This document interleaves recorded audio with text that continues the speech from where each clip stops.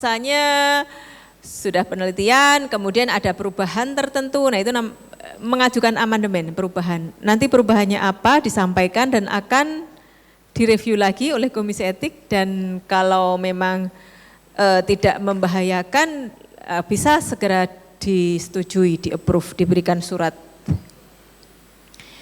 Kemudian patient information sheet, ini tadi loh lembar penjelasan pada inform consent ICF. Inform consent form ICF. Ya. Kemudian cara merekrutnya bagaimana? Apakah lewat iklan? Apakah langsung didatangi? Apakah dikumpulkan di lapangan? Apakah dikumpulkan di balai desa? Apakah dikumpulkan di rumah sakit? Ya, itu prosedur-prosedur untuk rekrutmen itu perlu disebutkan supaya bisa dinilai. Kemudian investigator brosur. Ini adalah, kalau obat itu kan ada brosur obatnya, nah itu. Jadi brosur obatnya atau brosur bahan uji, karena apa? Bahan uji yang diberikan, kalau uji klinik kan berarti pada manusia. Kalau di kedokterannya manusia, kalau semua menyebut klinik itu pada manusia. Beda dengan kedokteran hewan ya, karena kliniknya dia ya hewan. Tetapi kalau untuk kedokteran manusia, kalau yang menyebut klinik adalah pada manusia. Kalau masih memakai tikus, kucing, kelinci, itu masih preklinik, preclinical study atau praklinis, bahasa Indonesianya praklinis. Kemudian keamanannya, ya. Ini payment tadi, payment for subject, jadi berapa rupiah yang diberikan sebagai pengganti keikutsertaan subjek pada penelitian. Kemudian CV, investigator CV, CV-nya peneliti, karena Komisi Etik akan menilai apakah penelitian dilakukan oleh orang yang benar atau tidak, ya, oleh orang yang kompeten atau tidak. Ya berbeda kalau dengan mahasiswa, yang mahasiswa kan ada pembimbingnya, yang bertanggung jawab adalah pembimbingnya. Kalau mahasiswa kan belum punya kompetensi memang ya, tapi akan ada pembimbingnya, jadi yang dilihat adalah pembimbingnya. Mereview proposal dalam reasonable time, jadi memang perlu waktu ya, di dalam protokol, di dalam SOP-nya Komisi Etik diberikan waktu 10 hari kerja untuk mereview, terutama untuk yang reviewnya susah termasuk uji klinik ya, paling tidak 10 hari kerja. Jadi supaya punya cukup waktu. Kemudian mengikuti ya aturan-aturan itu, baik aturan-aturan internasional, nasional maupun regulasi-regulasi yang ada di daerah misalnya, itu diikuti. Jadi ada referensinya, Komisi Etik ada referensinya, baik itu aturan-aturan aturan daerah gitu, kayaknya tidak ada, tetapi untuk aturan nasional itu ada beberapa, kemudian aturan yang internasional ada beberapa.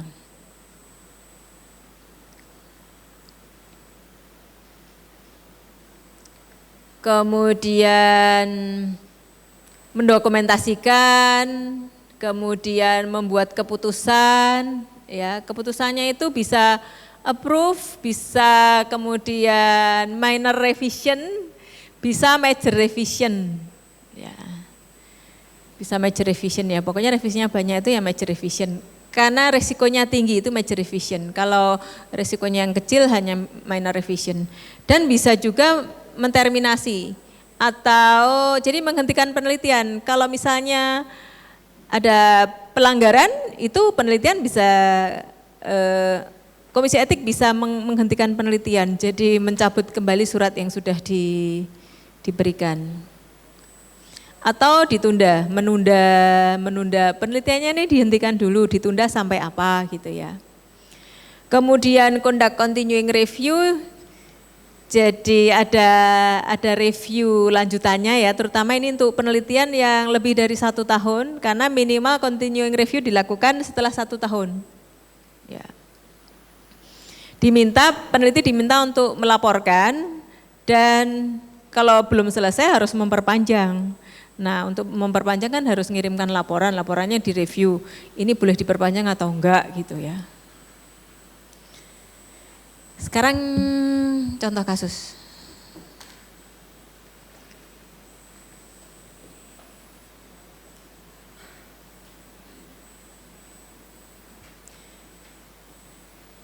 Komisi etik mereview dan meng-approve, menyetujui penelitian untuk terapi baru untuk postmenopausal syndrome. Sindroma postmenopause. Ini protokolnya ya. Kemudian yang hadir di komisi etik. Jadi kalau misalnya peneliti itu memasukkan protokol ke komisi etik, itu ada 3 macam untuk mereviewnya. Yang pertama adalah tanpa review, jadi langsung itu hanya proses administratif saja, oh dilihat ini tidak perlu direview. Contohnya penelitiannya hanya menggunakan larva nyamuk misalnya, kan ada yang larva nyamuk diberikan ekstrak, kemudian dilihat dia mati, yang mati berapa, yang hidup berapa, nah, seperti itu. Atau penelitian yang in vitro menggunakan sel HeLa, sel fibroblast misalnya, yang dari sudah simpanan di laboratorium, nah itu bisa namanya exempted, jadi tidak perlu direview. Kemudian yang kedua adalah expedited, itu direview oleh tim, tetapi tidak perlu rapat. Tidak perlu rapat untuk mendiskusikan hasil reviewnya. Kemudian untuk yang uji klinik, kalau uji klinik pasti akan dibawa ke rapat namanya full board review. Jadi rapat penuh begitu ya, rapat semua anggota komisi etik. Paling tidak adalah memenuhi quorum. Oleh karena itu kan ini menyebutkan quorum. Ya karena ini uji klinik termasuk uji klinik.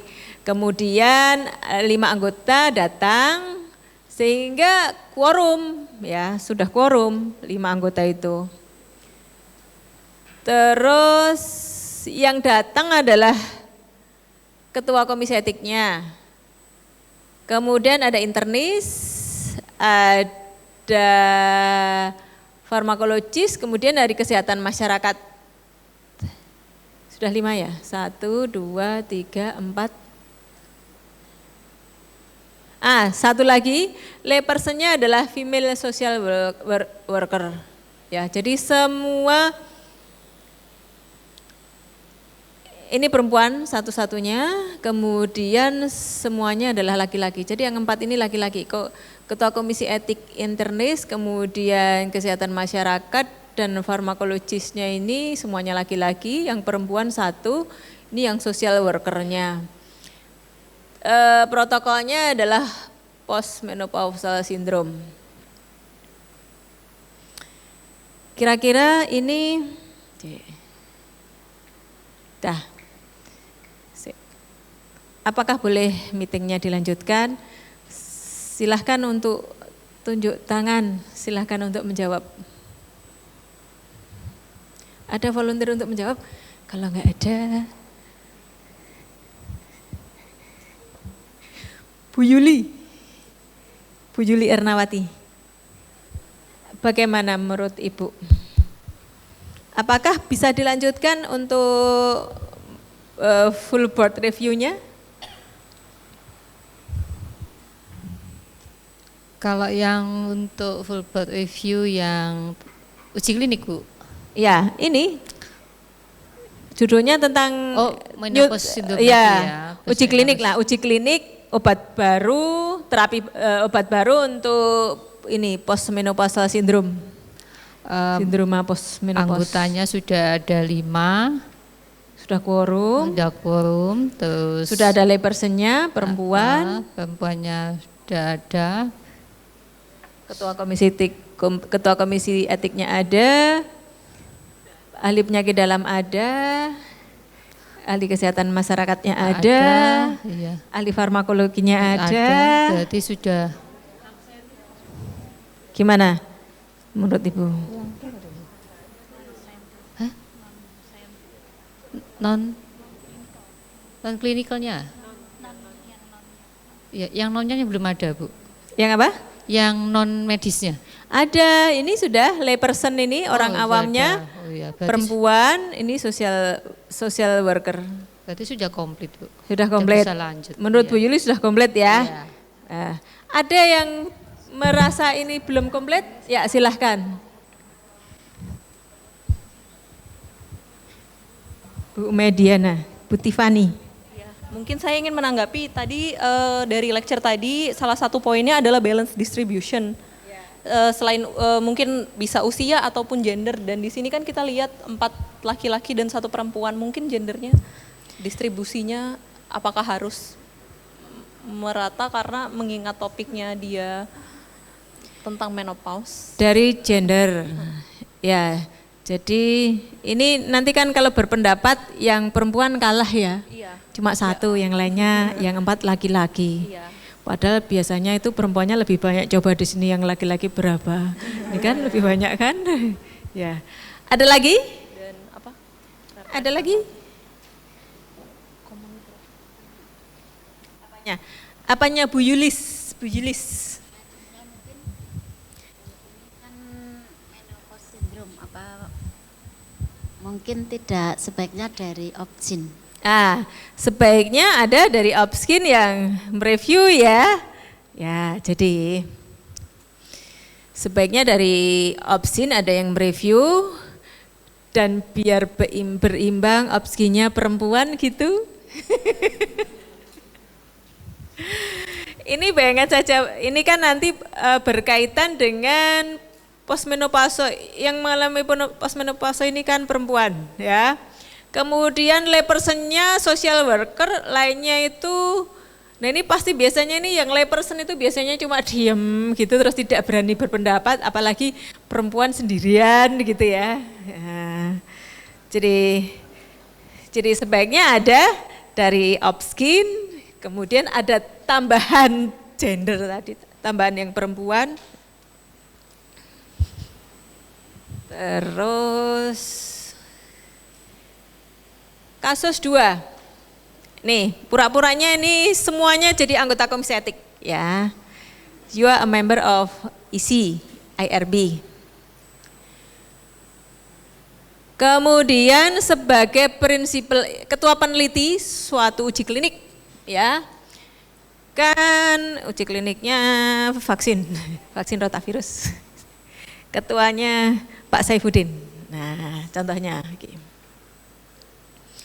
Kemudian Pak Saifuddin ini submit clinical trial ke komisi etik. Aduh, sorry.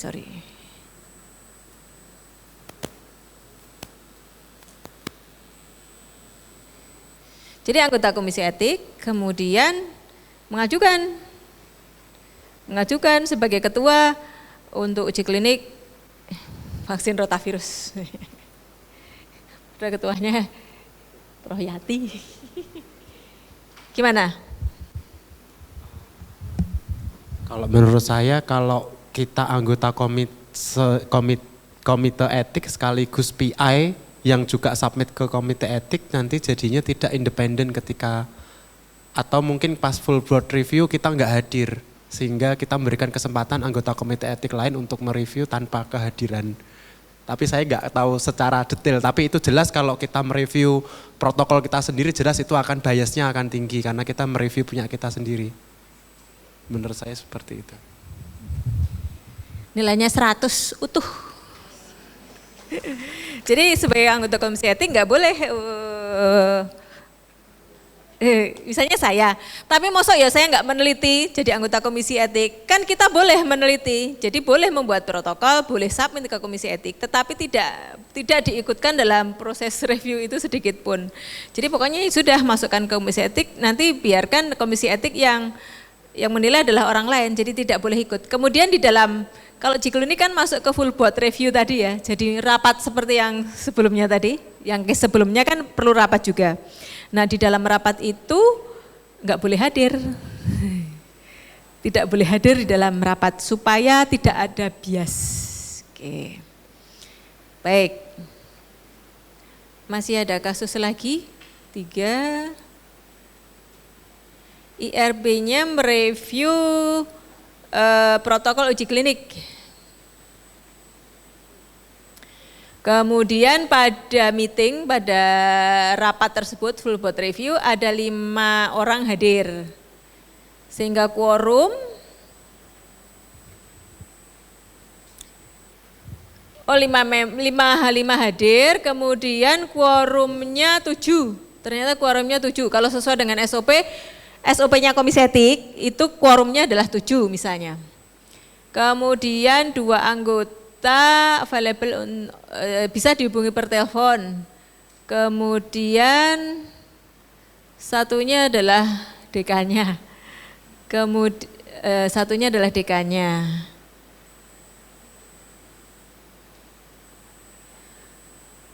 Kemudian ketua komisi etik, karena ketua komisi etik salah satu tugasnya adalah memimpin rapat ya, memimpin rapat review. Memutuskan untuk tetap melakukan dengan 5 anggota. Jadi 5 anggota kan, ini quorumnya 7. Yang hadir secara fisik ada orangnya, itu 3 berarti. Ya, yang 2 tidak hadir tetapi bisa dihubungi per telepon. Bagaimana pendapat Bapak Ibu sekarang? Siapa yang mau volunteer untuk menjawab? Pak Arianto. Pak Ari. Memahami dulu pertanyaannya, Bu. Oh, memahami dulu pertanyaan. Bentar. Jadi komisi etik, Komisi etik ini kan mereview protokol, ada protokol baru yang dimasukkan ke komisi etik. Kemudian itu kan perlu dirapatkan. Dirapatkan kalau quorum itu 7, harusnya 7 orang. Nah ini yang hadir 5, tapi di antara 5 itu hanya 2 yang 2 hanya bisa lewat telepon, artinya nggak ada orangnya tapi bisa ditelepon, dia sudah siap dengan teleponnya. Kemudian yang hadir di rapat itu 3 ya. Salah satunya adalah dekannya. Jadi ini dekannya juga anggota komisi etik. Nah, ketua komisi etik itu memutuskan untuk tetap melakukan rapat. Bagaimana menurut Pak Ari? Kalau saya karena tidak sesuai SOP ya tidak bisa dilanjutkan.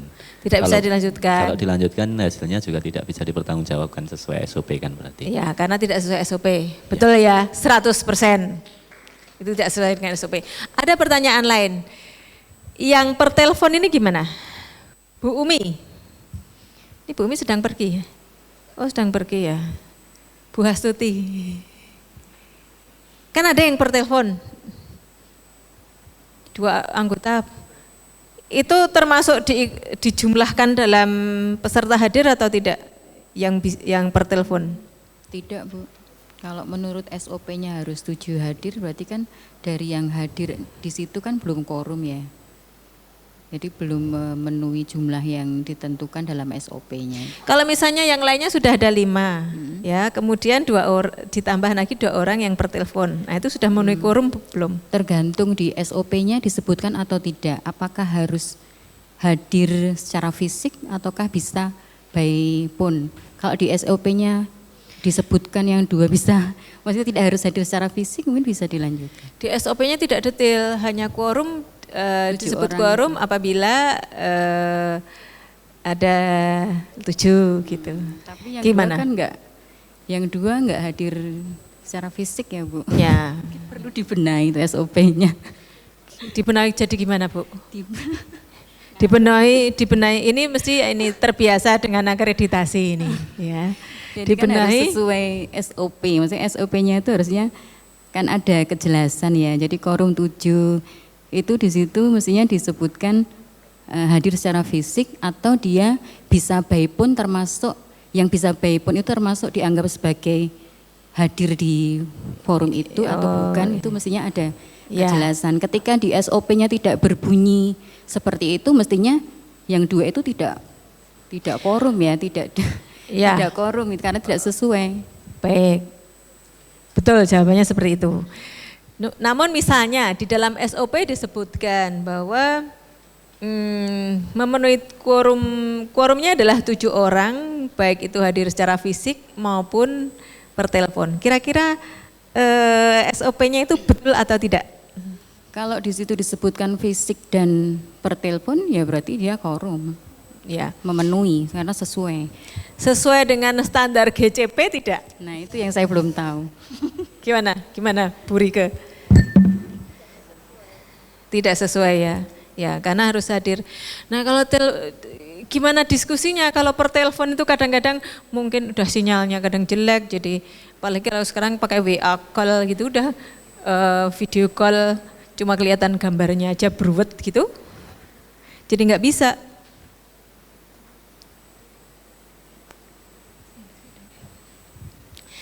Jadi tetap jadi hadir itu benar-benar hadir, ada orangnya ya, secara fisik harus ada. Karena nanti kan akan dimintai pertimbangan. Jadi pertimbangan kalau per telepon gitu kan tidak bisa mengikuti semua jalannya diskusi ya, seperti itu. Jadi ini tetap kehadirannya harus kehadiran secara fisik. Sampai saat ini panduannya adalah kehadiran secara fisik. Ya mungkin nanti dengan berkembangnya teknologi mungkin bisa diskusi 3 dimensi begitu dengan lancar gitu bisa misalnya. Kemudian standar dari panduan internasional mungkin bisa diubah, tetapi sampai saat ini adalah panduannya adalah hadir secara fisik, belum diubah.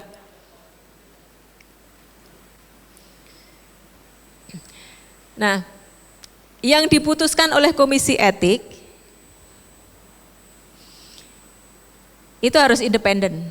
Jadi benar-benar hasil reviewnya itu tidak dipengaruhi oleh sponsornya maupun dipengaruhi oleh penelitinya. Waduh lah ini yang ngajukan yang ngajukan penelitian itu budekan sih.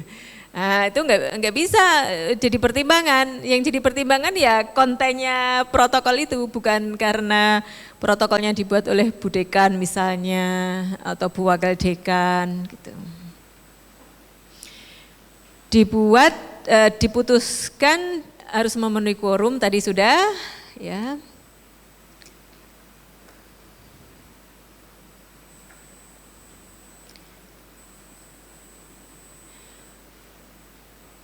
Kemudian kalau itu tadi kalau anggota komisi etik, kalau anggota komisi etiknya juga sebagai anggota peneliti, maka kalau rapat ya keluar ya. Kemudian bisa kadang-kadang komisi etik itu perlu konsultasi ke tempat lain. Kita pernah konsultasi ke CDC karena ada hal tertentu yang ingin ditanyakan, jadi bisa berkonsultasi dengan siapapun, tetapi sifatnya adalah konsultasi. Jadi tidak ikut di dalam quorum karena bukan anggota. Tetapi kalau misalnya ada yang misalnya kekurangan expert, itu ada namanya independent konsultan. Jadi kita menunjuk konsultan dari lain selain anggota komisi etik untuk memberikan pendapat, mereview suatu protokol. Kemudian kalau voting, lah konsensusnya kalau voting ya voting itu hanya dari anggota yang datang pada saat rapat, nggak bisa votingnya per telepon tadi, nggak bisa.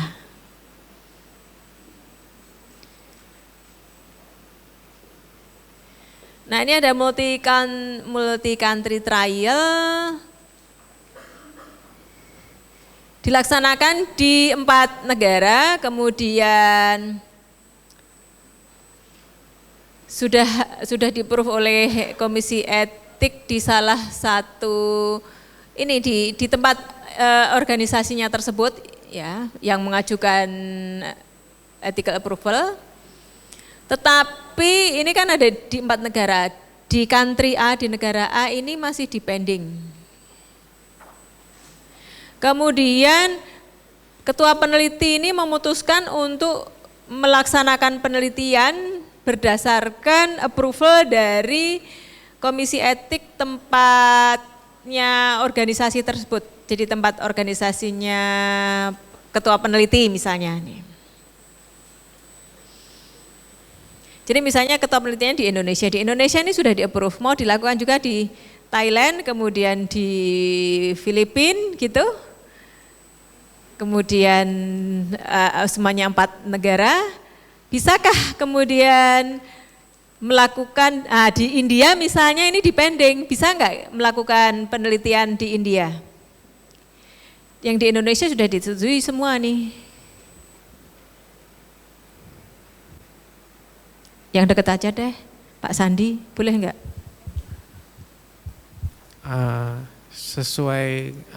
Sebagai penentu keputusan atau decision making itu hanya dibuat berdasarkan quorum. Jadi kalau nggak satu nggak bisa ya nggak bisa, harus semuanya approve karena ini kan penelitiannya multi country trial.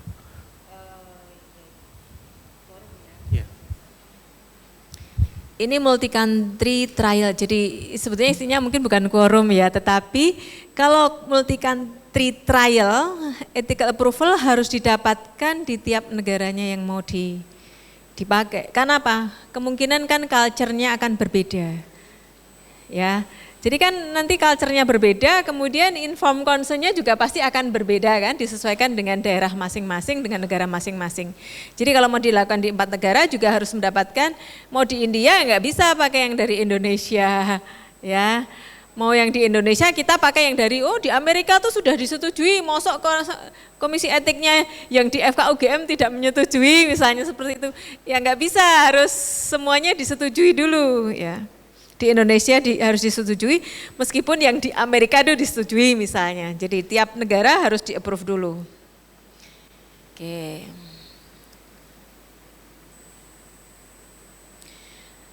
Nah, apa saja yang kapan di review dan disetujui? Jadi sebelum penelitian tadi, berarti protokolnya. Kemudian selama penelitian, kalau ada perubahan-perubahan di dalam selama penelitian, itu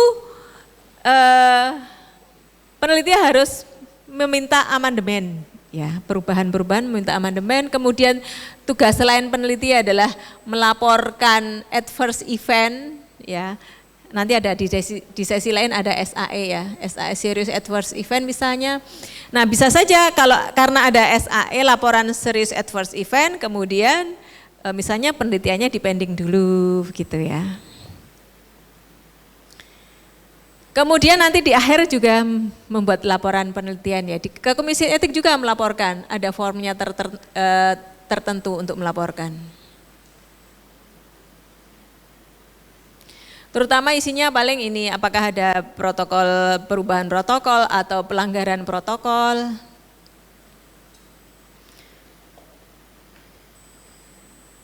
Kemudian apakah ada risiko yang lebih besar setelah treatment, kemudian apakah ada serious adverse event dan lain-lain, ini disampaikan pada laporan.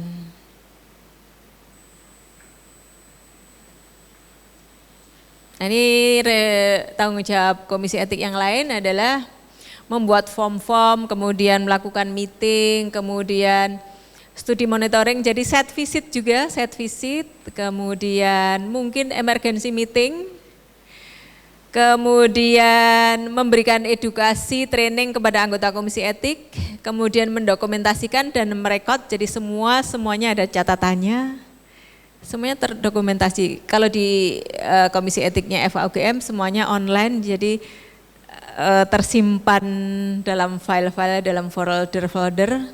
Meskipun online tetapi ada backupnya di dalam folder-folder digital ya.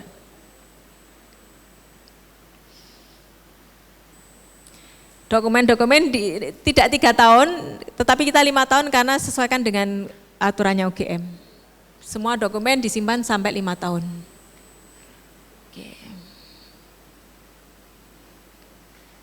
Nah, sebagai peneliti harus pastikan bahwa semua dokumen itu terpenuhi yang mau diajukan ke Komisi Etik ya.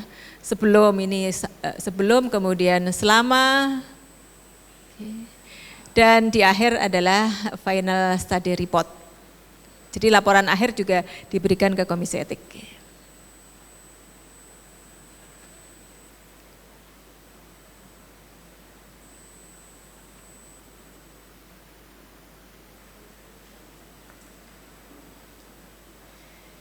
tanggung jawab investigator tampaknya nanti akan lebih detail ada di sesi tersendiri.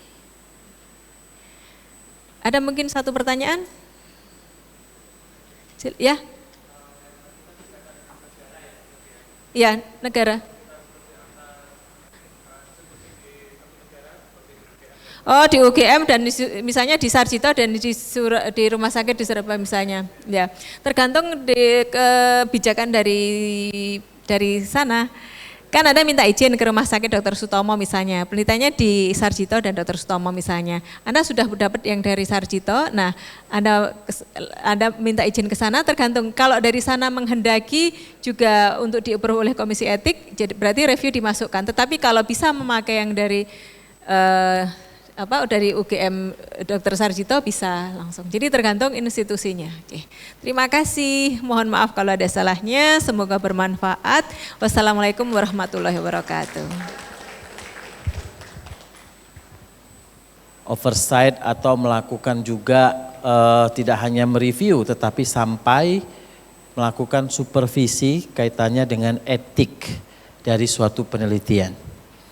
Sehingga diskusinya kadang cukup panjang untuk bisa menilai suatu penelitian. Nama saya Niken Trisnowati.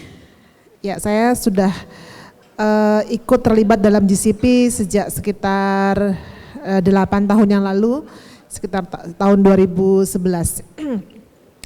Topik yang akan nanti kita bicarakan pada sesi yang terakhir ini adalah mengenai SOP atau Standard Operating Procedures. Saya yakin Bapak dan Ibu sudah pernah mendengar istilah ini ya, SOP ya. Ya mungkin karena kita sudah banyak akreditasi ya, itu kan SOP menjadi sangat terpakai, sangat banyak pada akreditasi atau juga evaluasi-evaluasi lainnya ya. Fun gitu ya, menyenangkan, kita praktis, kita berlatih. Bahkan juga nanti ada praktikumnya gitu. Jadi saya harapkan karena ini materi yang menyenangkan, Bapak dan Ibu aktif ya untuk berpartisipasi. Nah, jadi jangan ragu-ragu, punya enjoy pada topik ini. Makanya topik ini selalu diletakkan Pak Itop di saat-saat yang kritis gitu ya. Kalau siang-siang itu pasti ditaruh di situ untuk ya SOP. Oke, baik kita langsung mulai. Ya, jadi nanti tujuannya pada akhir dari sesi ini, Bapak dan Ibu diharapkan itu sudah mengerti apa itu SOP ya, SOP menurut GCP, mengapa SOP itu harus ada dalam satu uji klinik, dan pada saat apa saja pada rangkaian uji klinik yang panjang itu ya SOP itu diperlukan.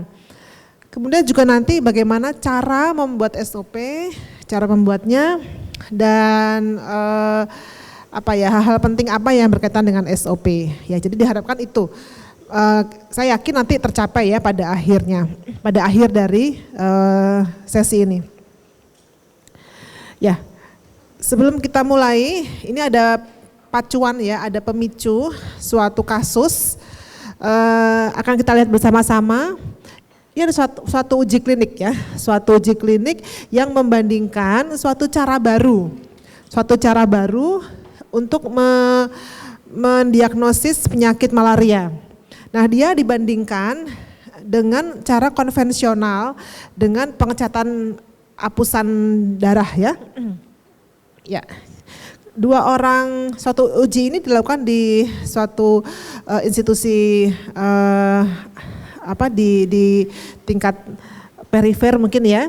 Nah, kemudian 2 orang asisten itu diminta untuk membantu pada studi ini. Nah, mereka harus membaca usapan dari darah pada gelas objek untuk menentukan itu positivitas malaria. Positivitas dari parasit malaria, kemudian berapa persen dari sel darah merah yang terinfeksi oleh parasit tersebut. Nah, akan tetapi pada studi tersebut tidak diberikan SOP.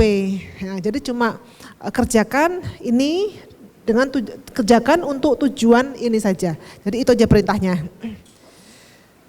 Baiklah, setelah berjalan ya studinya, kemudian dilakukan suatu visitasi pada tempat tersebut ya, untuk melihat apa yang terjadi. Ya. Kemudian ketemu ya dengan tadi yang membantu asisten tersebut dan ditanya, apa yang telah kamu kerjakan pada studi tersebut? Kita lihat hasilnya. Nah, Bapak dan Ibu monggo silahkan diperhatikan pada layar. Ini adalah hal-hal yang dikerjakan oleh 2 orang asisten tersebut. Kita lihat di sini bahwa asisten yang pertama itu menggunakan distilled water ya, air, mungkin gampangnya air steril gitu, air suling ya. Sedangkan asisten yang kedua itu menggunakan air biasa, air tampungan air hujan ya, air biasa. Nah kemudian asisten yang pertama itu membaca slide 1 kali untuk menentukan positivitas. Sedangkan asisten yang kedua itu membaca 3 kali untuk membaca positivitas.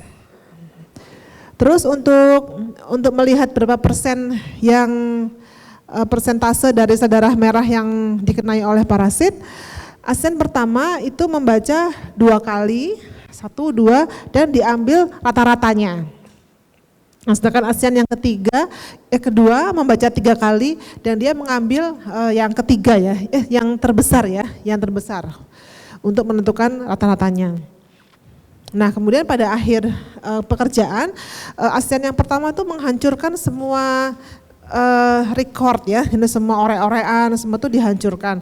Tapi kalau yang asisten yang kedua itu masih menyimpan, sehingga nanti bisa ditelusuri gitu ya jika ada keraguan-raguan. Oke, nah dengan melihat fakta-fakta ini, bagaimana menurut pendapat Bapak dan Ibu, apakah hasil yang dicapai oleh asisten 1 dan asisten 2 itu dapat dibandingkan? Kira-kira. Mbak Restu, ini kan ada 2 hasil ya, dengan cara yang berbeda lah, gampangnya gitu. Itu bisa dibandingkan nggak Mbak hasilnya?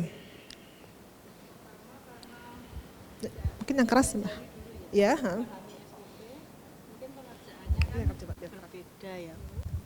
Antara asisten 1 dan 2 karena tidak diajarkan SOP dulu, pemahaman SOP-nya, jadi mungkin pengerjaannya juga berbeda. Kemudian di situ juga menggunakan airnya juga berbeda. Jadi hasilnya pun ternyata berbeda. Bisa dibandingkan nggak hasilnya, bisa comparable itu apa ya? Bisa digunakan tidak dua-duanya gitu? Bisa dibandingkan? Oh ya, kalau menurut saya tidak bisa digunakan ya. Karena pengerjaannya juga tidak sesuai dengan SOP tadi yang seharusnya dilakukan. Makasih Mbak Restu. Oke, karena Mbak Restu karena metodenya itu tidak sama, itu hasilnya tidak bisa dibandingkan atau tidak bisa digunakan gitu. Gimana Bapak dan Ibu, ada pendapat yang beda dari yang tadi? Atau sama semua seperti itu kira-kira? Sama ya? Ya, sama ya. Iya, ya.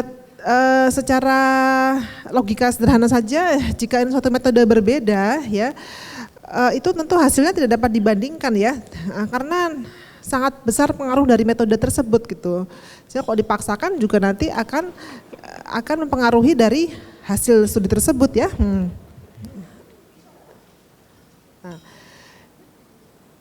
Oke, jadi dari case study tadi, dari contoh kasus tadi itu kita bisa melihat bahwa SOP itu penting ya. Jadi kalau kita melihat dari sini apakah SOP itu diperlukan dalam suatu uji klinik?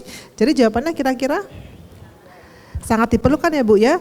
Karena kalau kita lihat ya tadi tentu terjadi inefisien ya, tidak keefisienan dalam berbagai hal.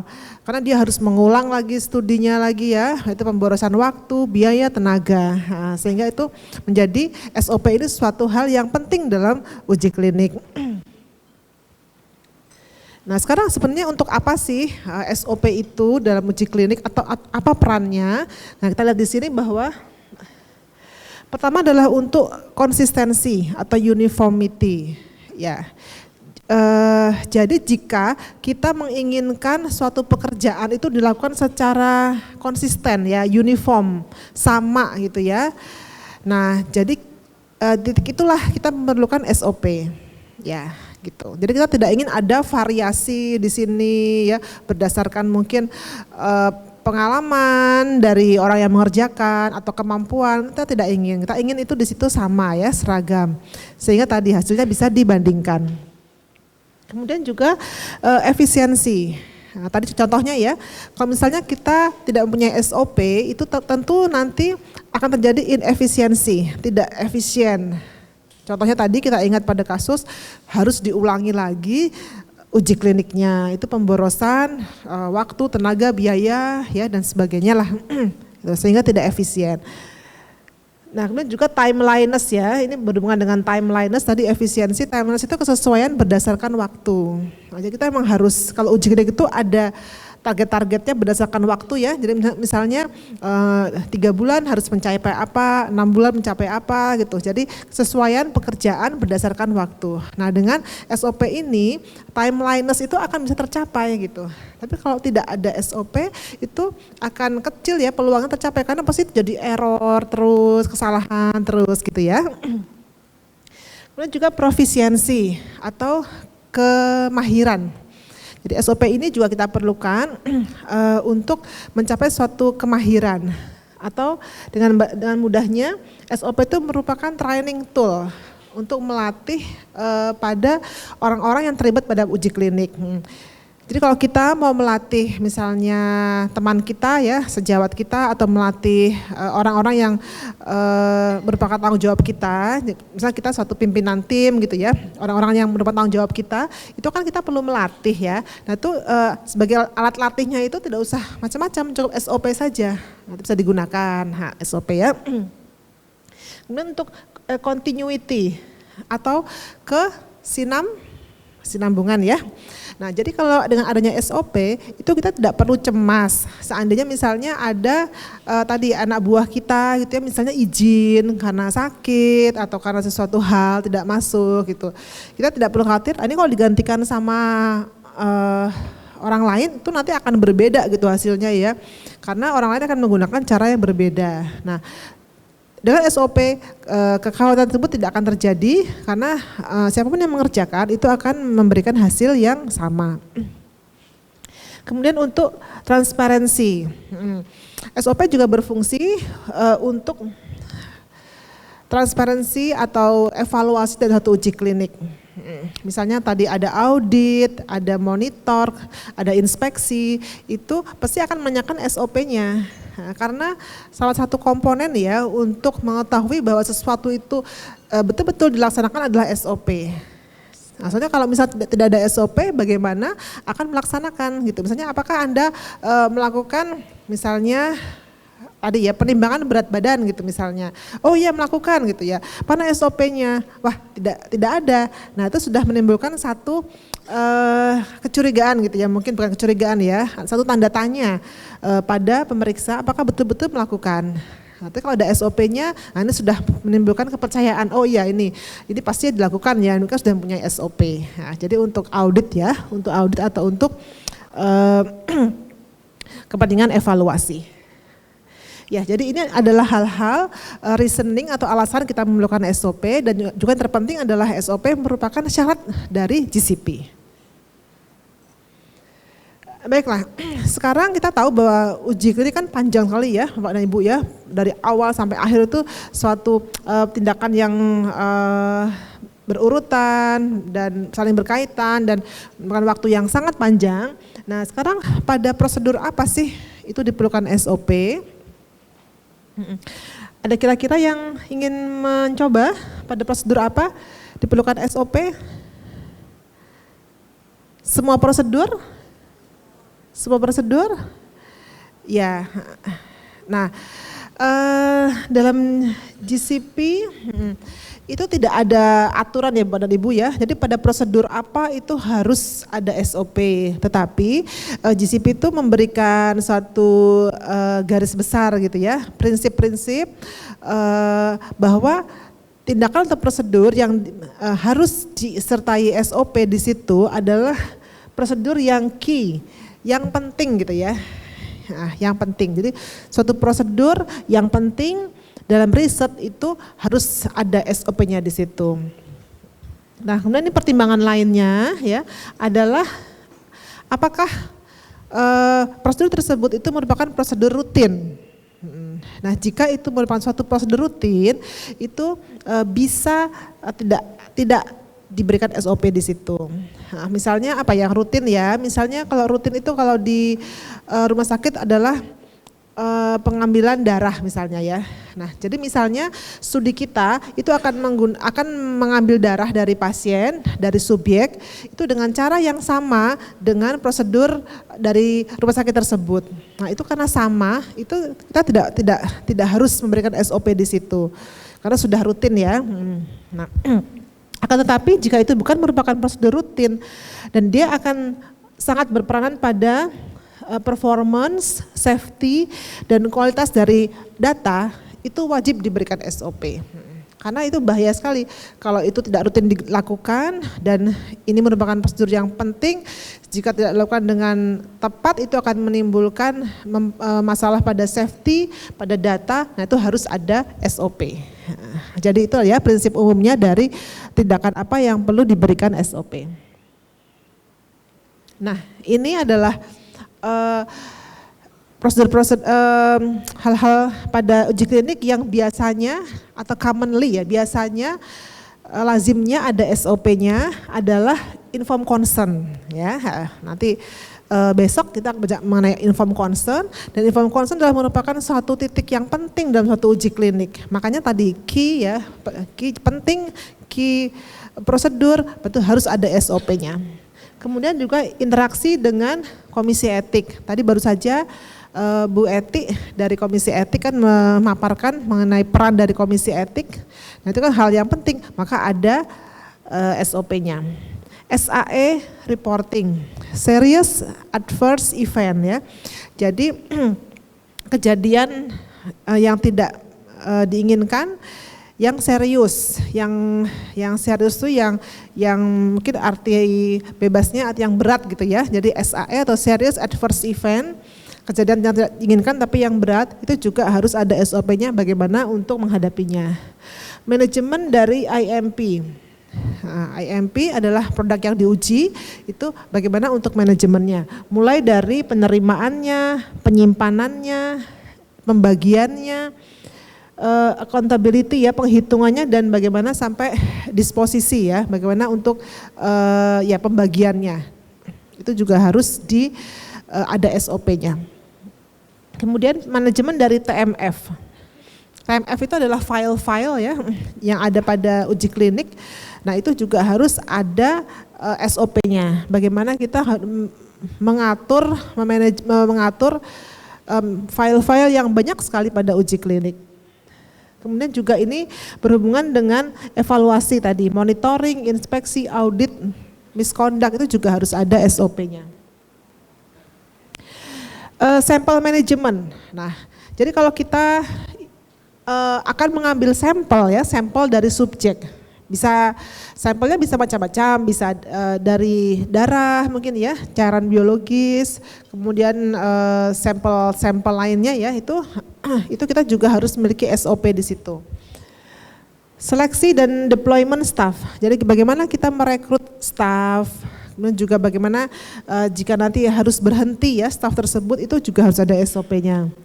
Training staff, equipment juga memerlukan SOP di sini. Bagaimana untuk merawatnya, mengkalibrasinya itu penting sekali ya. Karena kalau tidak terkalibrasi dapat dibayangkan ya apa yang akan terjadi. Alatnya kita sudah capek-capek mengumpulkan subjek, ketika diukur ternyata alatnya tidak terkalibrasi ya. Sehingga ya tadi hasilnya sama aja dibuang datanya, percuma ya. Dan juga interaksi dengan sponsor dan sebagainya, ini juga harus ada SOP-nya. Ya, jadi ini tadi contoh-contoh hal-hal apa pada uji klinik yang wajib pada umumnya ya atau dapat dikatakan wajib itu ada SOP-nya. Oke. Oh ya, nanti kalau ada yang ingin bertanya langsung saja ya, nanti tidak usah menunggu sampai selesai, nanti tidak keburu lupa apa yang ditanyakan ya. Nah sekarang SOP itu harus mencakup apa? Nah, jadi kita kalau kita membayangkan SOP, suatu SOP, ini SOP kita nih harus mencakup apa saja sih pada SOP tersebut atau skopnya SOP itu apa saja sih? Nah, ini ada bantuan ya, ada bantuan untuk mengingat apa saja yang harusnya ada pada SOP. Ini adalah 4W dan 1H ya.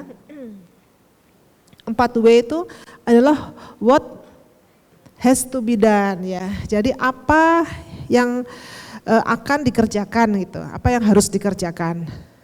Kemudian who, siapanya, jadi jangan lupa kalau menulis SOP siapa yang harus mengerjakan gitu. Kemudian how, bagaimana, nah ini mungkin nanti banyak, yang paling banyak itu kalau SOP kan mengenai instruksi kerja ya, jadi how ini akan banyak sekali. Kemudian when,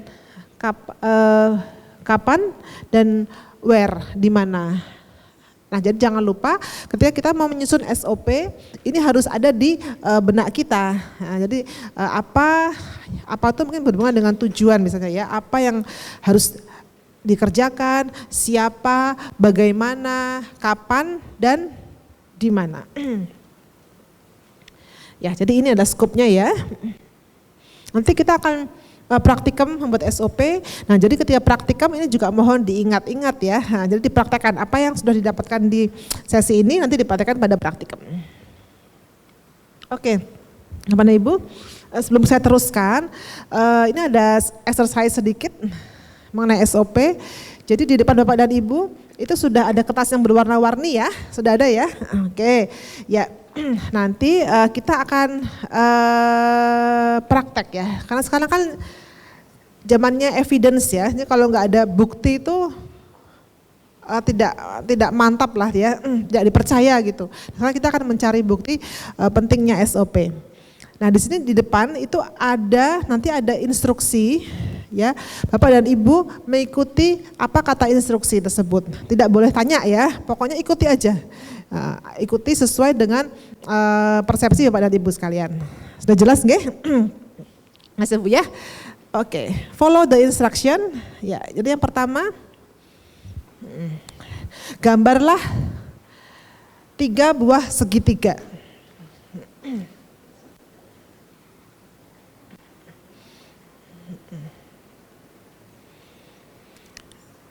Sudah ya, kemudian yang kedua, gambarlah 2 buah lingkaran kecil.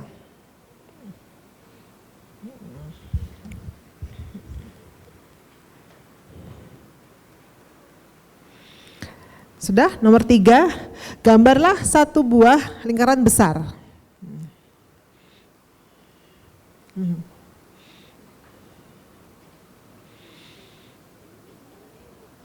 Saya teruskan, gambarlah 6 buah garis lurus.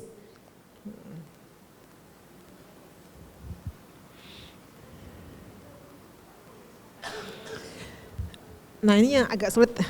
Gambarlah 1 buah huruf C pada sisinya. Ini saya terjemahkan asli dari sini ya, tapi gak boleh nanya maksudnya. Pokoknya ini aja, ikuti aja.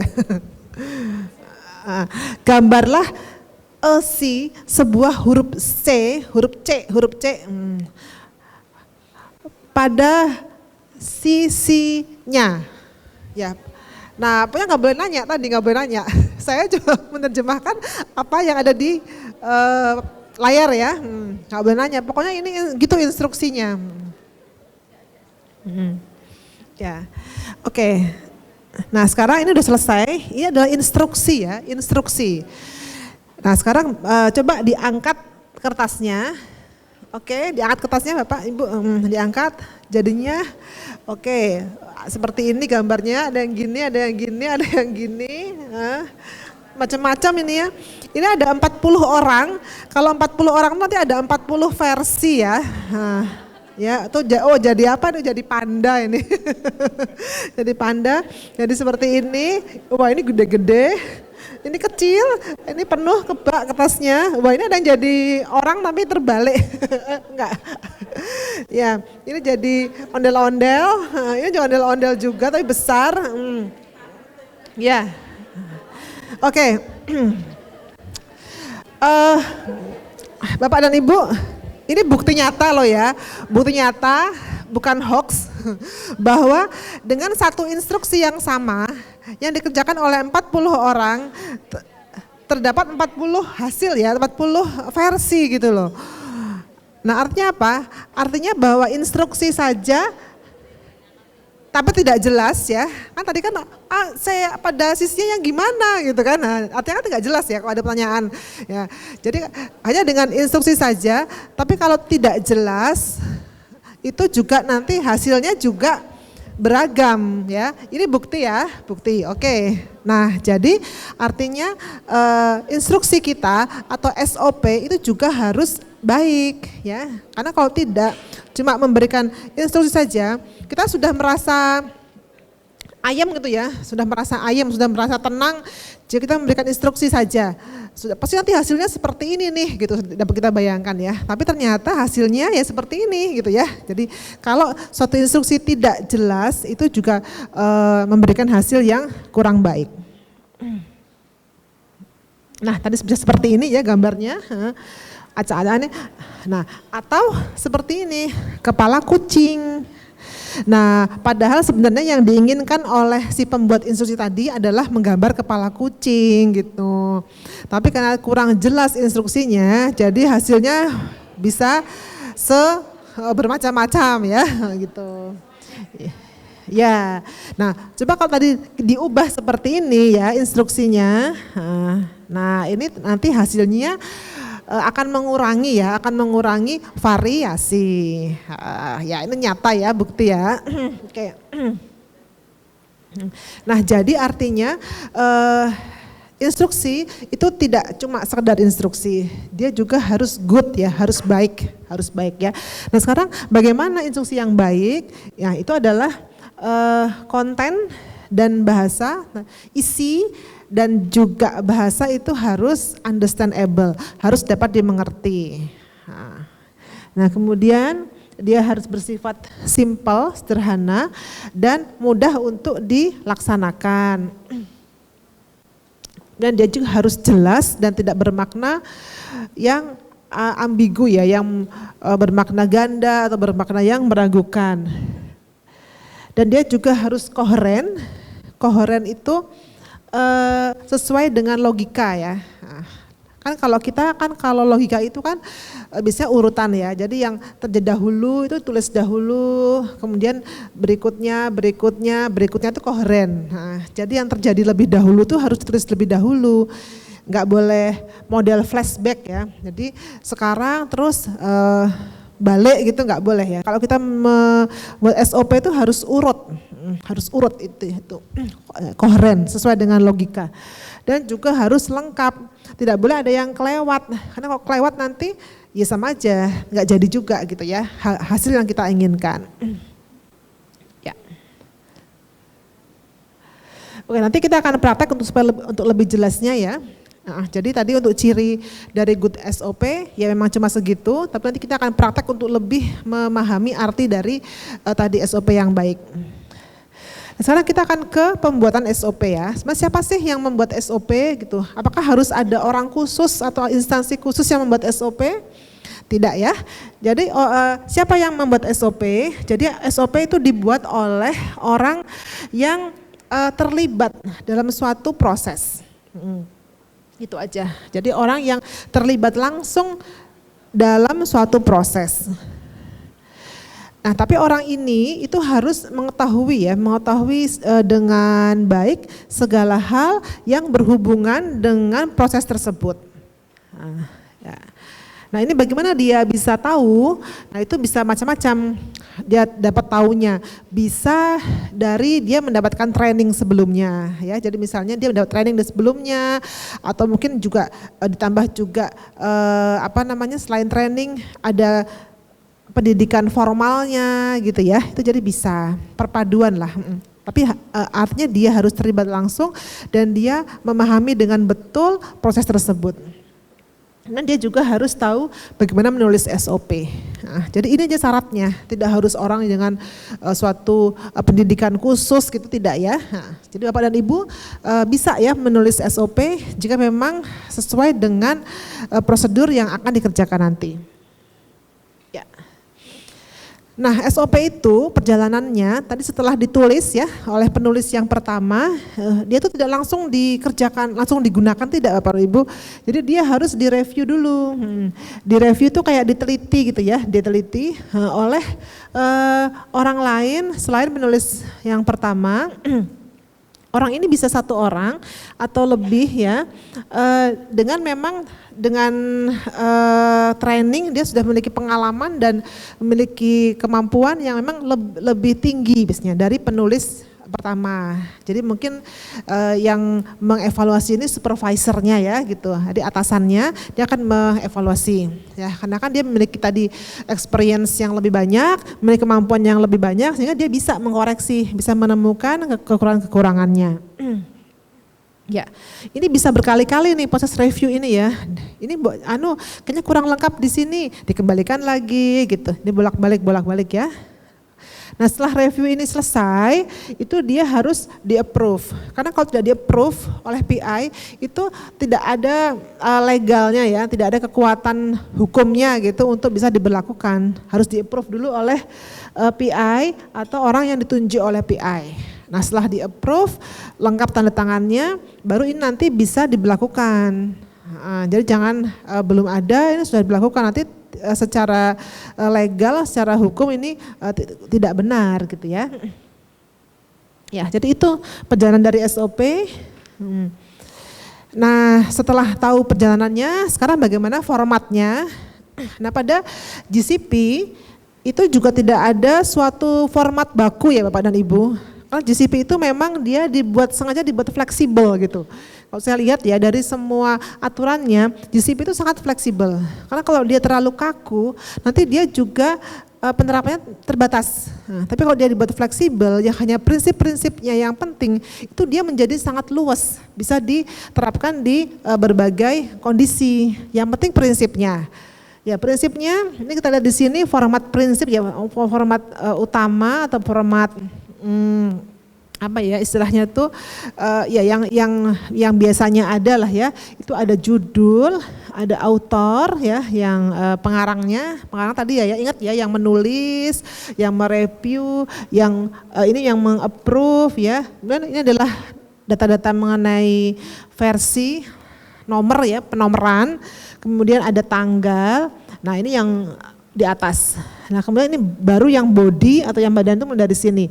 Ada tujuan, ada scope. Scope itu dia berlaku pada kondisi apa gitu ya.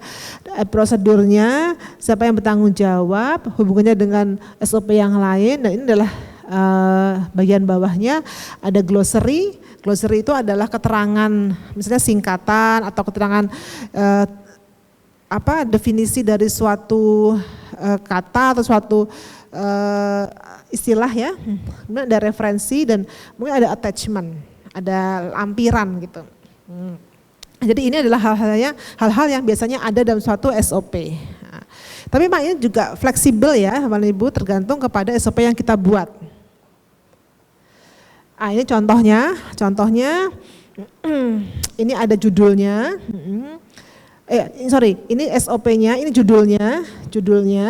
Yang ini adalah tadi nomor-nomornya ya, nomor-nomornya. Nah ini adalah autornya, pengarangnya tadi, penulis, reviewnya, nah, ini otorisasinya, tanda tangan. Ini adalah waktunya. Ini mulai yang body, tujuan, scope, prosedur. Nah seperti itu ya. Nah jadi nanti kita akan praktek, Bapak Ibu juga harus seperti ini ya, nanti kita praktek ya, latihan membuat SOP dengan dengan cara yang benar. Nah ini tips-tipsnya.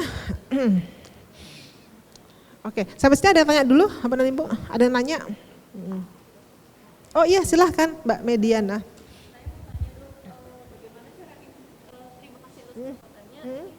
Ya, biar keras nih Mbak ya, biar keras. Bagaimana cara kita mengimplementasikan SOP penelitian di tempat yang biasanya sudah ada SOP-nya? Contohnya misalnya code blue. Jadi misalnya kita bagaimana kita melaksanakan SOP pada pasien penelitian yang tiba-tiba code blue, dan itu misalnya settingnya di rumah sakit, sedangkan di rumah sakit kan kita tahu biasanya kan punya code blue team, dan saya asumsikan sih dari rumah sakit sudah punya SOP-nya. Nah itu bagaimana implementasinya? Jadi apakah siapa yang harus ngalah atau duanya harus berkolaborasi gitu? Itu sama nggak code blue-nya, SOP-nya untuk code blue-nya sama nggak? Makanya kan bisa beda gitu. Bisa beda. Kalau ya. misalnya beda, jadi apakah kita yang harus mengikuti sebagai tim peneliti yang mengikuti karena mungkin tim code blue yang tahu lebih tahu lokasinya, implementasinya di realitanya bagaimana, atau kita yang menentukan standar supaya code blue timnya yang mengikuti. Ya, oke. Jadi ini tadi ya mengenai SOP itu ini dilakukan pada setting misalnya di suatu rumah sakit ya misalnya ya, mengenai code blue. Nah ini pertama harus dievaluasi dulu apakah tindakan code blue yang akan dilakukan oleh suatu uji klinik tersebut itu sama tidak, sama tujuannya, kemudian juga sama prosedurnya dengan code blue yang ada di rumah sakit tersebut. Jika misalnya suatu uji klinik itu lebih detail ya, lebih detail code blue-nya karena dia menggunakan suatu obat yang lebih spesifik misalnya. Nah itu lebih karena tadi dia kan tidak merupakan hal yang rutin. Kalau yang code blue rumah sakit kan rutin ya. Nah itu kalau dia berbeda, nah itu yang kita terapkan adalah yang punya kita SOP yang lebih detail gitu. Tapi jika setelah dievaluasi ternyata code blue-nya sama ya, jadi code blue kita, SOP-nya itu sama dengan SOP code blue yang ada di tempat tersebut. Nah kalau sama tidak usah malahan, karena kita ikut yang rutin saja gitu. Nah takutnya apa? Apa kira-kira yang terjadi kalau misalnya kita tidak membuat SOP pada code blue, untuk code blue untuk pasien uji klinik? Apa yang akan terjadi kira-kira? Kalau kejadian, orang cenderung akan menggunakan SOP yang ada di rumah sakit. Padahal tadi kan kurang detail ya, kurang detail untuk kasus ini ya. Nah, jadi kan kurang gitu loh. Nah, jadi kalau misalnya hal ini menjadi spesifik untuk uji klinik kita, itu kita buat SOP di situ. Nah, gitu ya prinsipnya ya. Jadi kalau sudah sama rutin, nah, itu tidak usah, ikut aja yang sudah ada gitu ya. Ngapain double-double. Oke, gitu ya. Ya, sekarang kita teruskan tips-tips membuat SOP karena kita akan praktek, ini kita perlu bekal dulu ya untuk praktek nanti. Ya, jadi tulislah SOP dengan cara dan bahasa yang sesuai dengan orang yang akan menggunakan SOP kita. Nah, kita harus tahu dulu nih siapa yang akan menggunakan ya. Jadi mungkin ada perlu penyesuaian istilah-istilah, penyesuaian dengan bahasa itu dengan orang yang akan menggunakan. Tentu berbeda SOP kita misalnya untuk tenaga medis atau mungkin untuk orang awam, misalnya bukader gitu ya, itu kan tentu akan berbeda dari cara bahasa, kontennya maupun dari segi bahasanya. Nah kemudian, nah ini yang sangat unik SOP dari GCP itu adalah SOP kalimat pada SOP dimulai dengan kata kerja. Ya, Bapak dan Ibu mungkin sudah pernah menulis SOP untuk hal lain, misalnya akreditasi, itu kebanyakan menggunakan kata benda, noun ya, ini kata kerja. Nah kata kerja itu misalnya apa? Misalnya apa Bu kata kerja? Kerjakan atau apa yang lainnya, lakukan apa Mbak Lucy ya, apa misalnya kata kerja kalau mau ya ini misalnya mencuci ini ya suatu prosedur ya, cuci ya, nah cuci objek gelas tadi ya, atau tetesi objek gelas dengan 2 tetes cat apa tadi misalnya mikroskop tadi ya, cat gram A misalnya, ya, jadi dimulai dengan kata kerja, tidak dengan kata benda gitu ya, nah, atau dengan kata keterangan dan sebagainya, tidak. Jadi dimulai dengan kata kerja. Nah kemudian gimana Mbak Bu? Lakukan, ambillah. Oh boleh Bu, boleh. Nggak harus kata kerja dasar ya. Jadi Ambillah itu kan kata kerjanya ambil, tapi kita kasih lah boleh Bu. Ya. Aktif ini Bu, aktif, nggak boleh pasif. Jadi harus aktif, ambillah, kan kata dasarnya ambil, tapi kita kasih akhiran gitu ya, akhiran ambillah. Atau yang misalnya tidak pakai keterangan itu misalnya cuci, objek lah sama aja ya, cucilah, cuci kurang lebih hasil sama, tapi kata aktif bukan pasif, tidak boleh. Mungkin kalau yang nulis yang pernah, ya maksudnya yang nulis skripsi itu kan kata pasif misalnya ya, tapi ini aktif dan langsung kata kerja. Kemudian ini langsung to the point, hindari kata yang kalimat yang bertele-tele. Ya, nanti kita akan merasakan ya sulitnya memilih kata yang sesuai dengan yang kita inginkan. Nah ini, karena kita memang terbiasa dengan menggunakan bahasa lisan ya Bapak Ibu sekalian ya, dari kita kecil gitu ya. Nah kita tidak terbiasa dengan bahasa tulis. Nah kita mungkin maksudnya ini, tapi kita salah memilih kata, itu nanti juga akan diartikan orang lain berbeda. Karena ternyata dalam bahasa Indonesia itu banyak kata-kata tuh yang mirip-mirip gitu, mirip-mirip ya. Sehingga kita harus cermat, kita harus memilih betul-betul kata yang sesuai dengan pekerjaan atau hal yang kita inginkan. Ini kita nanti kan berlatih lengkap, komplit ya, jadi nggak boleh ada yang terlewati. Kemudian objektif, itu harus mengandung fakta bukan opini ya, jadi nggak boleh. Nah kira-kira apa nih yang sering banget ini kita nggak sadar itu nanti bukan fakta tapi opini dalam suatu prosedur kerja itu apa kira-kira? Ada yang pernah mencermati, pernah memperhatikan ini sebenarnya ini bukan fakta tapi opini gitu. Tadi misalnya yang paling sering itu kalau itu tadi tetesi objek gelas gitu ya dengan cat A misalnya ya, secukupnya. Kira-kira secukupnya itu gimana? Opini kan? Ya karena secukupnya menurut saya dengan secukupnya mungkin Mbak Sri Lestari mungkin berbeda gitu ya. Nah itu karena itu nggak boleh dalam satu SOP itu harus jelas gitu berapa gitu ya. Nah, karena ini bisa nanti sangat bervariasi. Ingat bahwa tujuannya tidak boleh ada variasi ya, harus uniform. Nah itu ya secukupnya gitu. Itu nggak boleh ya. Nah kemudian juga tadi fakta ya koheren itu harus berurutan ya, harus itu yang duluan ya ditulis dulu gitu, dulu urut gitu, nggak boleh nanti sampai di sini balik lagi ke sana gitu ya, nggak boleh, harus urut. Kemudian juga bisa kalau diperlukan untuk memperjelas maksud kita itu kita lengkapi dengan kata-kata, dengan gambar, dengan contoh hitungan ya dan sebagainya. Dengan tujuan untuk memperjelas maksud kita. Ini juga prinsip yang lain, keep it short and simple. Ya, meskipun tadi ini seninya di sini, tantangannya di sini. Meskipun harus banyak lengkap, tapi itu harus simple gitu ya, pendek dan simple. Nah ini susah. Nah itu makanya harus nanti juga milih katanya tuh yang pas gitu. Kalau kita bisa milih kata yang pas, itu kadang-kadang kalimat yang panjang itu bisa diringkes jadi pendek gitu. Ya ini memerlukan latihan ya. Nah ini effective writing hampir sama, clear dan concise, jelas dan singkat. Ya, nah ini contohnya kalimatnya ya, ini ya saya bacakan ya. Jadi volume dari pelarut seharusnya dicatat pada catatan perawat. Ya, ini dianggap unclear ya. Karena apa Ibu? Karena apa?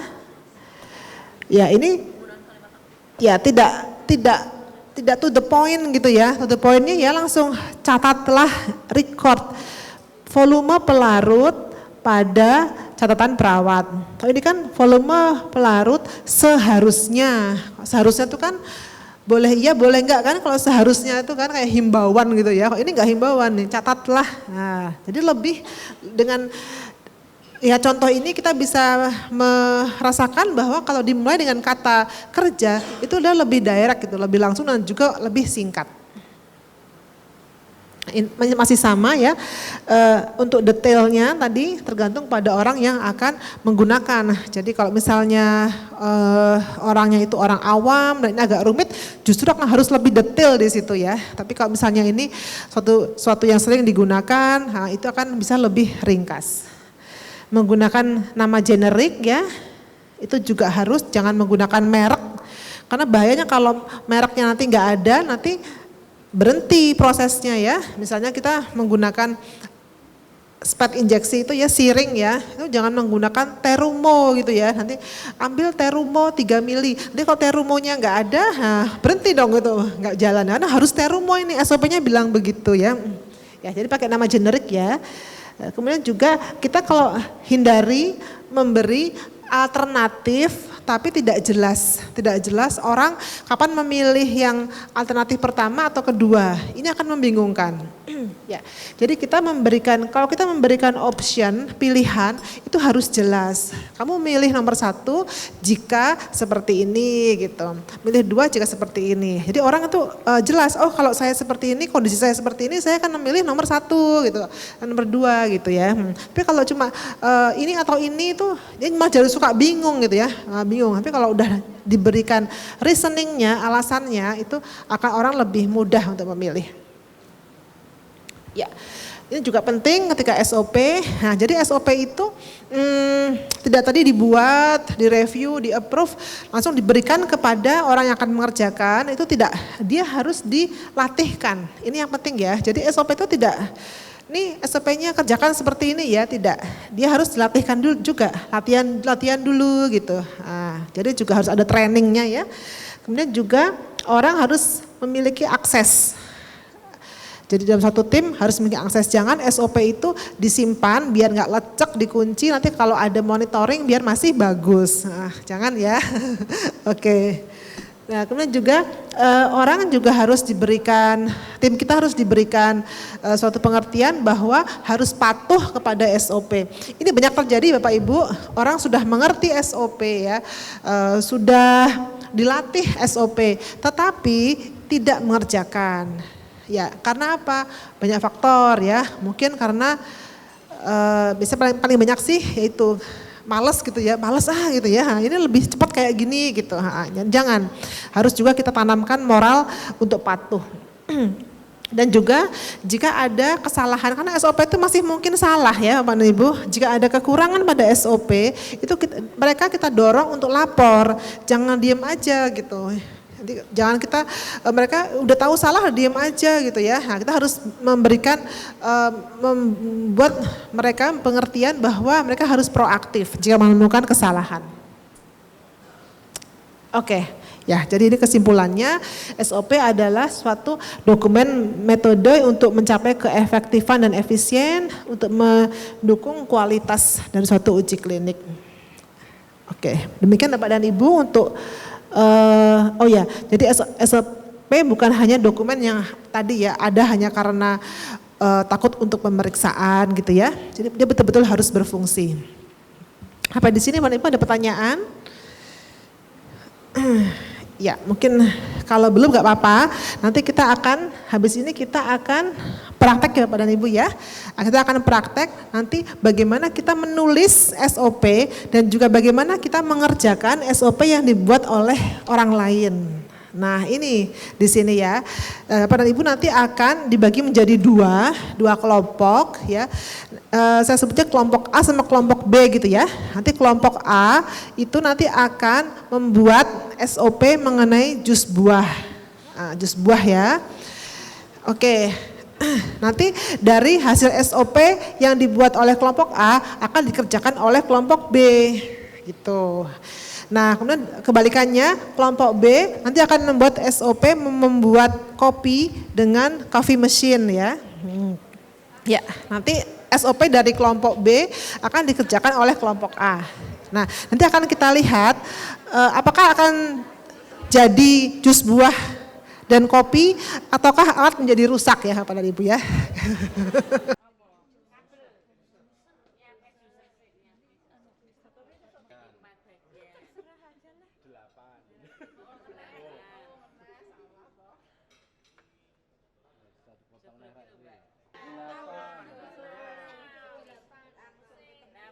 Ketahui dari jenis mesin ini, dan kemudian di sini ada bagian-bagiannya yang ini, jadi kita harus mengetahui nanti listrik kita pasti harus jolokin ya listrik ya, jolokin listriknya ya dengan wattnya itu. Terus di sini ada kopi, kebetulan kalau bubuk nggak akan mungkin bisa ya.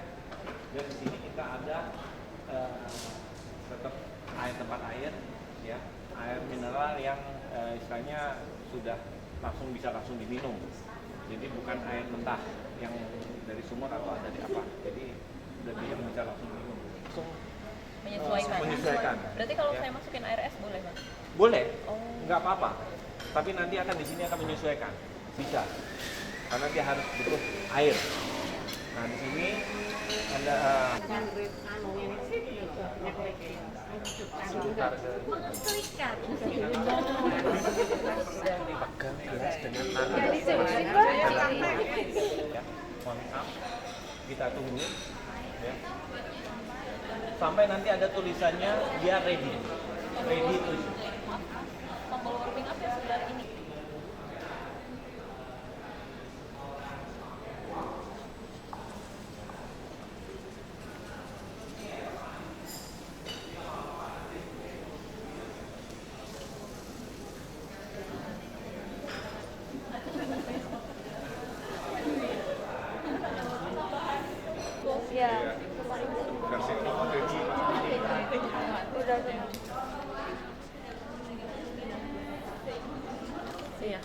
Siapkan bahan, siapkan alat dan bahan. Alat dulu, terus memasukkan bahan di kopi.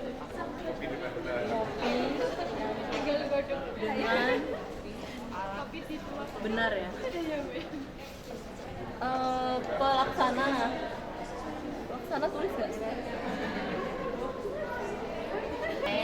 Mesin kopi.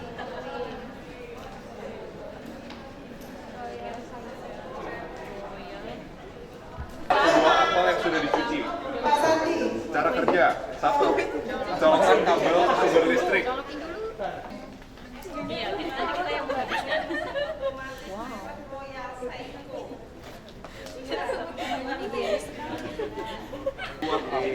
Jadi 8 bagian. Oh iya, mencuci tangan dong. Niatkan hati yang niatkan hati yang teguh ya. Langsung aja, 8 bagian. Ya, masukkan air mineral ke kompartemen air hingga maksimal 1 cm dari tutup kompartemen. Ya. 4. Pastikan kompartemen pembuangan ampas biji kopi tertutup rapat. Nah, cari. Gambarnya.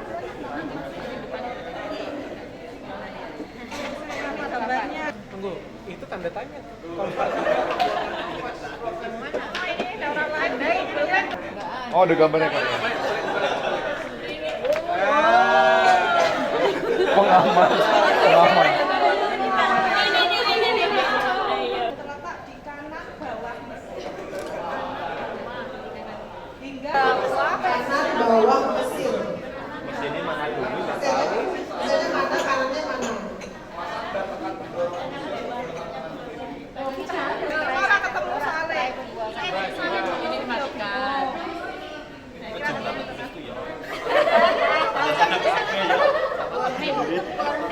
Belakang tunggu hingga muncul tulisan Kan tombol di kanan bawah mesin hingga muncul ditekan bombing. energi saving. Apa ini ya? Bukan menu yang dipencet. Oh, enggak Nggak ada bilang menu enggak. Bombing Nek gak wejus ngake ora iso ya. Habis itu ready for use.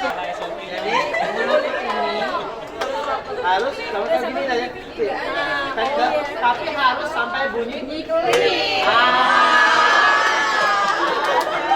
Ini kan berarti ada step yang Tadi kita sudah mengikuti bersama praktikum pembuatan SOP dan juga mempraktekannya SOP yang dibuat oleh kelompok yang lain. Nah, sekarang kita akan evaluasi ya Patikem tadi. Sekarang dari kelompok jus buah dulu. Nah sekarang kita tanyakan yang paling merasakan dampaknya itu adalah yang mengerjakan. Dari grup buah tadi yang mengerjakan Pak Sandi ya. Nah Pak Sandi coba itu pakai mic. Ya kesan-kesannya ketika mengerjakan SOP pembuatan kopi dengan coffee machine gimana Pak? Ada kebingungan apa?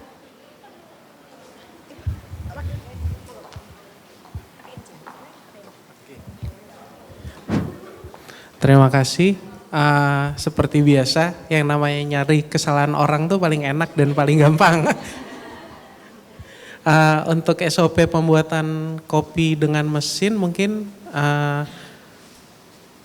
tadi bingungnya pas di step apa? Mencari-cari meraba-raba tadi? Yang nomor 4 itu pastikan kompartemen pembuangan ampas biji kopi tertutup rapat. Yang sebelah mana? Tadi kita nggak tahu. Terus kemudian pastikan tray pembuangan air telah terpasang dengan rapat, itu juga kita nggak tahu. Terus kemudian tekan tombol yang terletak di kanan bawah mesin. Kanan bawah ngadep saya, pas saya ngadep sana gitu misalnya. Terus kemudian tekan tombol on. Habis itu ada tulisan warming up. Sedangkan tadi yang diinstruksikan harus dibuka dulu, pencet menu, terus baru warming up. Apa saya salah? Tapi tadi yang dipraktekkan seperti itu karena kami tadi kurang satu pencet apa tombol apa Bu? Menu ya, nah, belum ada ya. Kemudian letakkan cangkir pada tray tepat di bawah keran kopi, mungkin tray pembuangan air ya maksudnya tadi ya, apa alas itu, ya itu subjektif sih yang nomor 9, kemudian nomor 8, tekan tombol sesuai gambar, ya itu bagus sih, kreatif, harus digambar dulu. Ya. Oke, terima udah kasih. Pak Sandi itu oke. Ya, tadi Pak Sandi yang melakukan itu paling yang merasakan ya dari misalnya ada yang tidak jelas dari SOP-nya sudah disampaikan oleh Pak Sandi. Nah sekarang kita akan gantian pada grup SOP kopi tadi yang mengerjakan SOP pembuatan jus buah. Tadi siapa ya yang mengerjakan? Siapa? Di mana? Oh ya, monggo silakan. Mbak coba tadi bingungnya pas apa? Tadi bingungnya waktu setelah masukin buah terus penekannya lah itu kan tutup kunci apa ya kuncinya pengamannya. Nah pengamannya cuma ditutup aja nggak ada keterangan sampai bunyi klik. Jadi cuma terpasang udah gitu. Terus ditekan itunya tekan pakai tangan kiri sampai sama tangan kanan muter. Nah itu nggak bisa, ternyata pengamannya kurang klik, cuman ditutup gitu aja. Jadi kurang keterangan itu. Sama setelah menyajikan jus buah, aturan kan kembalikan lagi tempatnya, itu enggak dikembalikan, cuman ya udah lepas sudah. Gitu aja. Oke. Nah, kepada ibu sekalian,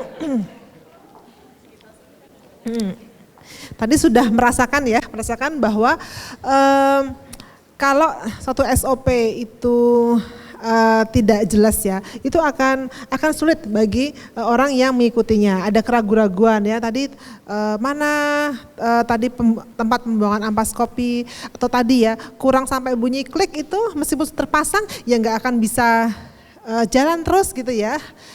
Nah seperti itu. Artinya kita sebagai pembuat SOP itu merasa tadi sudah tepat, sudah lengkap ya. Tapi ketika dikerjakan oleh orang lain itu ternyata ada yang masih kurang ya. Nah, jadi banyak hal yang harus kita pertimbangkan ketika kita membuat SOP. Seperti tadi pada penjelasan, pemilihan kata, harus lengkap. Tadi ada yang dari grup kopi tadi ada kurang memencet tombol, kurang menekan tombol menu sehingga tidak bisa keluar tulisan ready for use-nya ya. Kita sampai call a friend tadi ya. Sampai setelah kita call a friend baru bisa jalan ya. Oke, tapi nggak apa-apa Bapak Ibu, ini sudah sangat baik. Karena kita tahu tadi step pembuatan SOP itu harus ditulis pertama, direview dulu kan. Ini kan tadi nggak pakai review ya, direview berkali-kali baru di-approve. Nah setelah di-approve itu juga harus ditrainingkan ya, harus training dulu, tidak langsung nih SOP-nya kerjakan seperti ini, tidak. Trainingkan, ini udah skip berapa proses ya, tapi Bapak Ibu sudah bisa membuat SOP ya yang sudah juga hampir bisa dikerjakan oleh orang yang sama sekali belum pernah membuat tadi jus atau kopi dengan alat tersebut. Jadi itu sangat baik, sangat potensial berarti. Untuk itu tepuk tangan untuk kita semua. Ya. Untuk sesi ini saya kira sudah berakhir sampai di sini. Terima kasih atas perhatian yang diberikan. Ya, saya akhiri untuk sesi ini. Ada pesan tadi dari pengelola ya. Di depan Bapak Ibu sudah ada kertas warna hijau dan warna apa Mbak Weni? Pink ya. Jadi Bapak dan Ibu mohon menuliskan komentar ya, komentar kalau yang sudah bagus itu di warna hijau. Ya, jadi selama sehari ini kalau ada hal-hal yang sudah baik, yang sudah bagus, hari ini aja. Besok ada lagi.